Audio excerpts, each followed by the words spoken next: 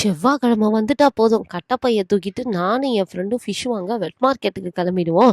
இன்னைக்கும் எப்போதும் போல வாவல் மீன் 3/4 கிலோவும் வெள்ளை இறாலு 1 கிலோவும் வாங்கிட்டு வந்தேங்க. அப்படியே 1 கிலோ தக்காளியும் $2க்கு வாங்கிட்டு வந்துட்டேன். மீன் குழம்பு சாப்பிட நல்லா தான் இருக்கும், ஆனா அதை கட் அண்ட் கிளீன் பண்ணி எடுக்கிறது வேலை தாங்க ரொம்ப பெரிய பாடா இருக்கும். முக்காவாசி மீனை எடுத்து மிளகா உப்பு காரம் போட்டு வறுக்கிறதுக்கு எடுத்து வச்சுக்கிட்டேன். மீதி உள்ள மீனெல்லாம் புளி உப்பு மசாலா போட்டு நல்ல குழம்புக்காக ஊற வச்சுக்கிட்டேன். கழுவின இறாலையும் 2 பாக்ஸ்ல பிரிச்சு போட்டு ஃப்ரீசர்ல எடுத்து வச்சுட்டேங்க.